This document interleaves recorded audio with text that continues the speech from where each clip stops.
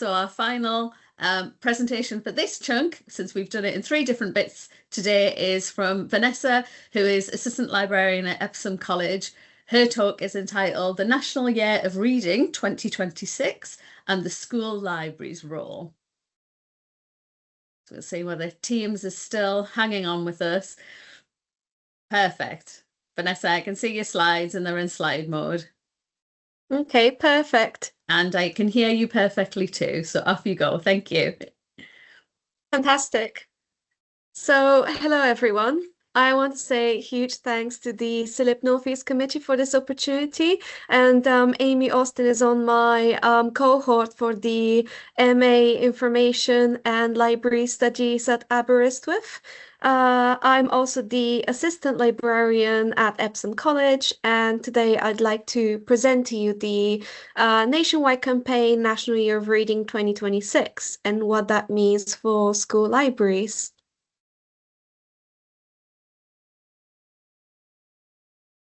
So the outline of my presentation today, we will go through the explanation of what the National Year of Reading is, who it was set up by and for who.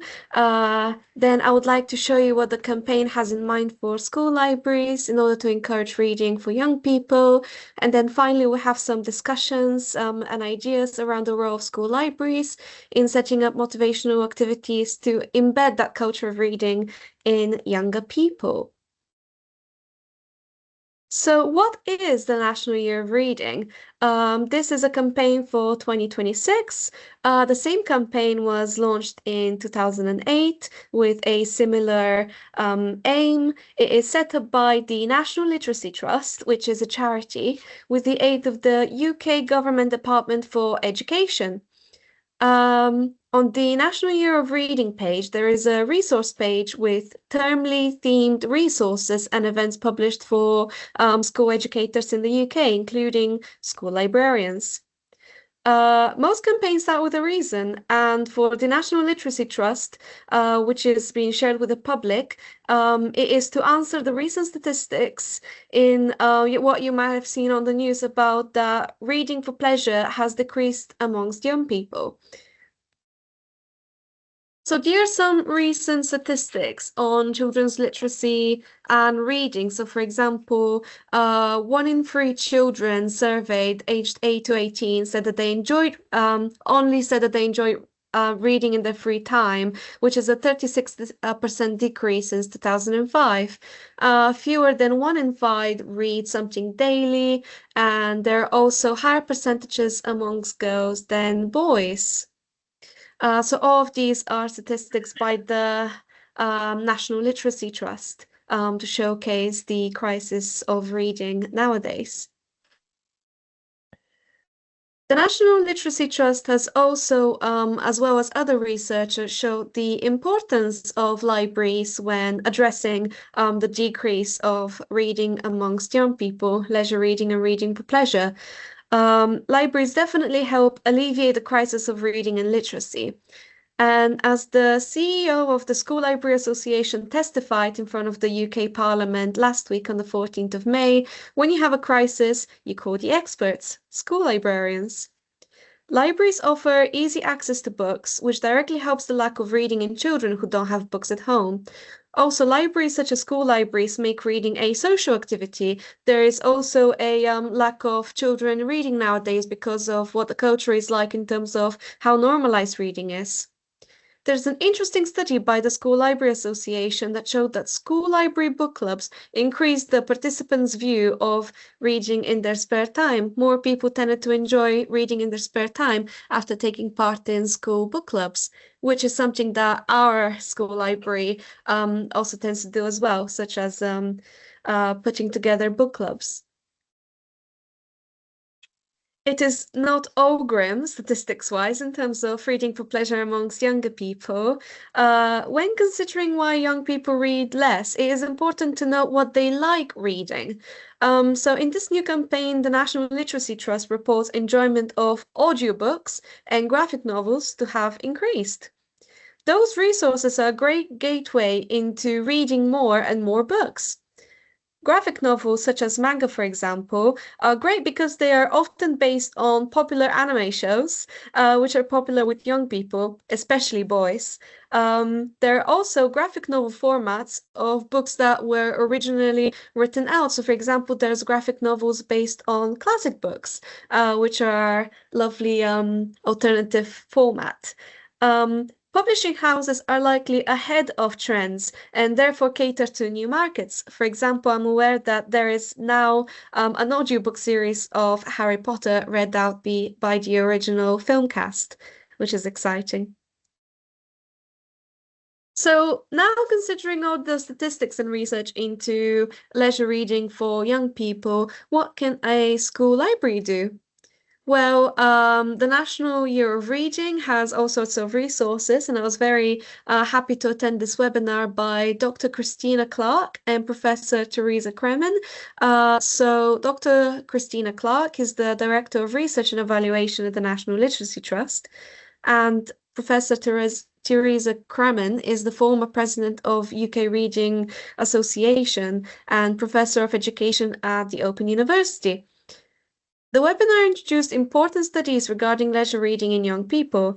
They underlined the importance of three concepts which encourage young people to read, which we'll talk about later: inspiration, vision, and choice. As a school librarian, I gathered a few ideas from the webinar which have been really useful. For example, it's important to give students autonomy over the library as a social space for them, so including them in decisions such as decoration and sometimes even acquisitions through suggestions boxes can help encouraging reading as they feel they have autonomy over what's in the school library. Other important concepts to note are collaboration with teachers is great, and alternative formats such as graphic novels and magazines, which we have mentioned just before. So the main takeaway that I'd like to have from this presentation is that the webinar and other information shared to educators, it was these three aims of encouraging reading in young people: inspiration, vision, and choice. But what do they mean? So in back in the day, it was more popular to read a book before watching the film. So inspiration is about how a lot of young people nowadays read the books because they saw the film that it was based on. And when they get interested of something that they saw on screen, they might start reading the book sequels before the films get filmed, which is exciting and gives them new material.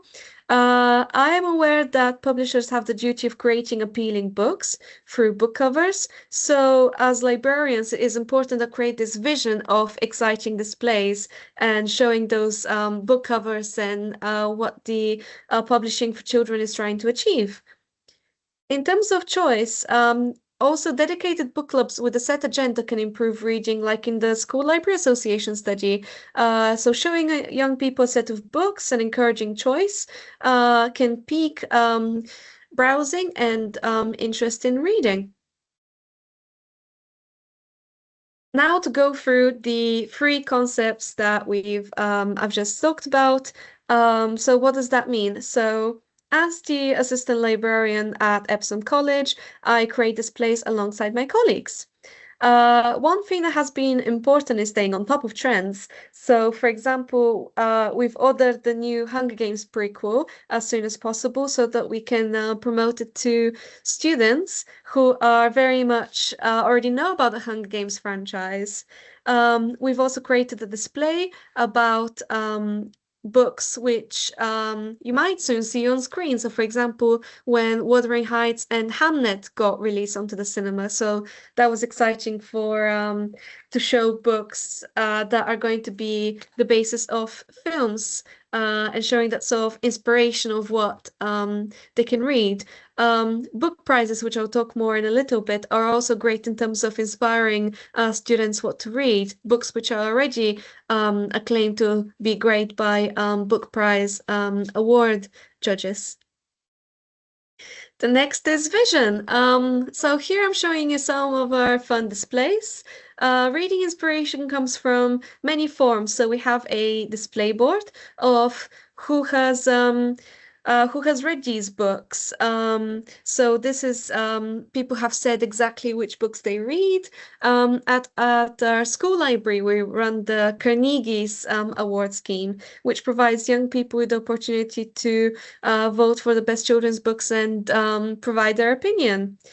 We present a ground review of the winning books, highly esteemed by experts, such as any book prize, and can give the readers trust that they will enjoy those nominated reads, and it gives them this autonomy and feeling that they're part of a reading activity. Using humor and representing trends, like in our Wuthering Heights display, is important for reading.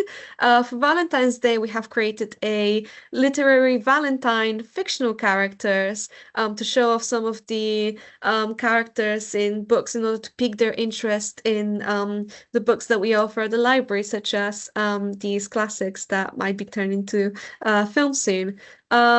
Next, it is great to see that reading is becoming a culture in the school. So again, that display of what everyone is reading normalizes reading in the school quite a bit.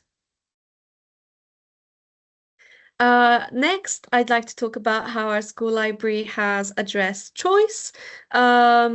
So everybody has a different taste in terms of reading for pleasure and fiction reading and even non-fiction reading, if that's what you like reading in your spare time. So it's important to lay out books across several genres. So we really try to diversify the genres that we get. For example, we got quite a lot of young adult fiction after a survey was published by the English department at our school. So we saw that the most popular genres were romance, action, dystopia, thriller, and others. And we also asked for which books they exactly enjoyed so that we can get them in our library. We also set up book bags because in our school we have set up for the year nines to read as part of their period 7 every Monday. So we rotate the new popular new books every Monday so that they can have a choice of reading every time. And it's easy access. It's sort of like a mobile library of us bringing the books to them. Again, another Valentine's Day idea that we had was blind date with a book. You might have seen it in bookshops sometimes where you wrap up a book, a mystery book, and you only write a single sentence or certain tropes about the book without them knowing what the cover and the book is, and see who picks it up, and it piques their interest, and they'll get to see what their chosen book like is at home. So that was very fun. We got around 100 and so people, staff and students, who picked up a blind date with a book, and everybody was really excited. I'm sure it's not just because we gave everyone a little hard chocolate with it. I hope so, at least. So one resource I want to mention as a school librarian is a book by Sarah Pavey, which is the Network Librarian. It's really great. It's about a book about how school librarians can collaborate with other staff at the school, for example, teachers. So it is quite vital that us as school librarians collaborate with teachers. They're often the people that students talk to the most at school and spend their time with. So we need to place the school library as an important place in the school community. Nobody will use the library if they don't know it exists. So posters and events is very useful, but then it's also very useful talking to the teachers who can then talk about the library.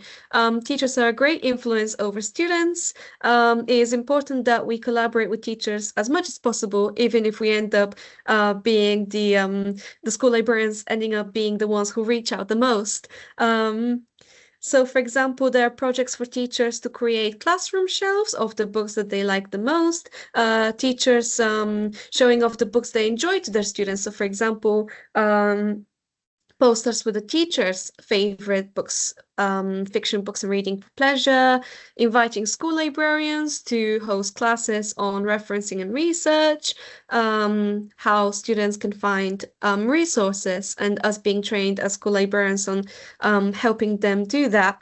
And also curate lists for students, such as subject reading lists. Those are particularly popular with the older students who are excited in a particular subject in which they might want to study at university. Next, similar to Lucy's talk, it's important to use library data to understand our users. Now, I am aware that not all school libraries have a library management system or MLS, but I thought I'd mention it as a great tool for analysis. For example, we use Accessit, and I know that some school libraries, as I know from the School Library Network Forum, that they use LibraSoft, I think that's what it's called. So our library school management system can show statistics on borrowing based on year groups, individual students, schoolhouses, and how they borrow books. That can create a great diagnosis of where we can invite students to read more if we see less of a correlation between their borrowing statistics. For example, is there a certain house that doesn't borrow library books because they're physically further away from the library? Do boys' houses borrow less than girls? Do year 13s borrow less books as they approach their exams? So library management system statistics are quite important. I would also like to mention, as a school librarian, that competition is quite a great motivation for reading. Often in schools, as a student, you get awarded for a bunch of things, for sport, for getting a high test result, but we have started to award great readers across the year groups and the houses with badges and coffee and, well, not coffee, but more like hot chocolate breaks. So once they start wearing badges that show their success in being a reader and having that sort of skill, it can really help with spreading that reading culture. So if you award your students for being great readers, that will surely spread because everybody likes having a little badge and a hot chocolate as a reward by the housemaster of or the head of house. So this links to the things I said previously about library promotion. So the school library needs to be the center of every reading and research related event, I would say. So for example, we are the main hotspot for World Book Day. You can see me reading The Two Towers, dressed as Gandalf the Grey before I become Gandalf the White. And we are also the center for library and academic resources. We are the people who teachers send their students to in terms of helping with referencing for their APQs or other coursework. And we also host the book clubs.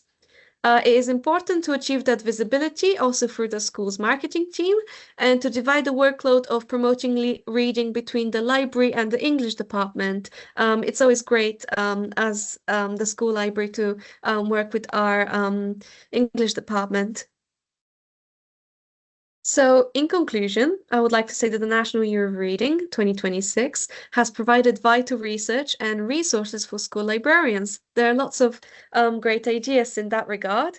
When considering reading for pleasure, I really liked to focus on choice, link exciting visuals like films to inspire readers, and showing that reading is a culture in the school by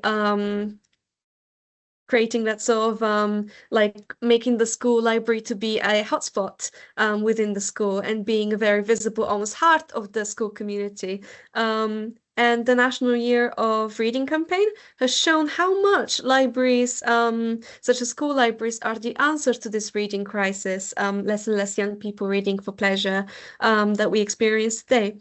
Libraries of any kind encourage independence as well as in reading for pleasure and will always promote the free access to resources. These are my references that I've used in my presentation if anyone would like to pause, or you can ask me afterwards. And yeah, thank you for listening. I'm happy to answer any questions. That's great. Thanks, Vanessa. Can you go back on your slides? Because the first question in the chat is, what's the name of the book that you mentioned about the school librarians working with teachers? Is it in your list? Is Yes. it the Pavey book? Yeah, it's great. It's the Pavey book. It's called The Networked Librarian. As a MA student at Aberystwyth, I'm also using it for my dissertation on modern language resources in school libraries, and it's a great book. Oh, interesting. I've not come across that one before. So there's a few questions in the chat already. So the first one is, Do you ever encounter young people who are not confident or anxious readers, and how do you approach building confidence with them?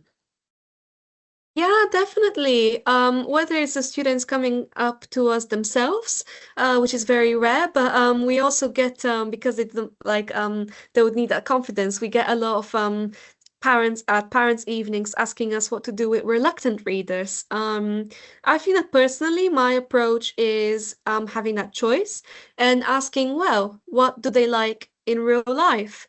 If a young boy is into football, I often tell them about great books, for example, by Tom Palmer, books about football in general, fiction books. But yeah, building that confidence also comes with promoting that library, showing that the library is the place to go when you want to pick up a good book. But also, they might have a great idea about what they might read themselves. So I'm always happy to talk about books, recommendations, and if they say that they saw a cool book on Book Talk, then I'd be happy to order it. So having that sort of connection with the anxious students, making sure that the library has events where we invite them in, have inductions, showing that the library is a place of belonging, is a safe place. But yeah, just sort of reaching out, having that conversation, and always being open to have a conversation about books, which I love. Which is easy when you love it. Yeah, totally. The next question's around, I think, support from wider people in the school. So every school librarian I've ever heard speak has been so creative with many good ideas. Did you do you find that the teachers are supportive of your efforts as well? It's an interesting one because all of the teachers that I've spoken to are so appreciative of libraries. They remember librarians in their teaching education journey, helping them, and they're always very appreciative. They're always appreciative of the ideas, but I feel like where the friction comes in is when the teachers are quite busy. So I understand that they have their own workload in terms of planning lessons, and they also happen to have quite a lot of jobs within the school. So, for example, pastoral and safeguarding. So what I tend to do is already have a project in mind for me to show them and try to make that space in their schedule. So they are always supportive of the ideas. It's just that they might say they don't have the time, in which case time management with entire departments might come into play, for example, the English department and the book world day. But yeah, they're always happy with our ideas, which is great. And they tend to give us also some great ideas. But yeah, it's all about time management in schools, I think, them having the time. I'm really interested in your badge rewarding. What is it, a sticker badge with something on it? Describe the badge. So the badges are really cute. They are these owls, owl badges, and there's bronze, silver, and gold. We give them out through different criteria, which I think I should have mentioned. So they are also based on how many books you read. So the Bronze Owl is for 6 books, which we found to be more attainable for lower school years, year 7 and 8. But as they go into year 9, they read less as they get into the school experience. So 6 books might be great for them. It's a low sort of it's a great hanging fruit, low hanging fruit. Silver is for 12 books, gold is for 24 books, which is easily achievable to some of our best readers. But again, we're sort of creating this criteria for reading a lot.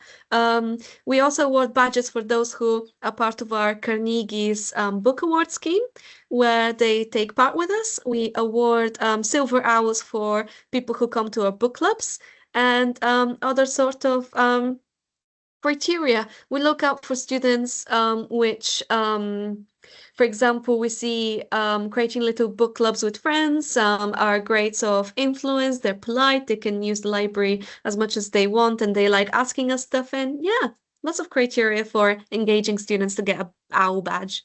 That's really interesting. My daughter volunteers in her school library, and she tells me it's because she can get first dibs on all the books that come in. So she's already worked out it's perks of the job, possibly, that you get to borrow all the new ones. Oh yeah, it's great. Yeah, so there's a comment in the chat of at Newcastle College, they had a bingo card that was read a scary book, read a weird book, and you got a prize or a voucher for completing it and an edible prize for a line. So bingo Oh, cards edible are prizes obviously are great. popular as Yeah. well. So it's really, We really interesting. we did a similar thing, a bingo for the lower sixth and upper sixth, the year 12s and 13s, as they stop reading so much reading for pleasure, but they read a lot of books around their subjects. But if they do a bingo where they've read a book in the first person perspective, read a book based in another country outside the UK, it's like a little bingo. And that was, yeah, bingos, reading bingos are great. Yeah, well, it's really interesting to switch the angle, dependent on what their pressures are, where they're engaged with the curriculum. Because, as you say, it is good to promote reading for pleasure, but not always possible, dependent on where they are within kind of academia, so to speak. So, yes, fantastic. Well, thank you very much. That's really interesting, Vanessa.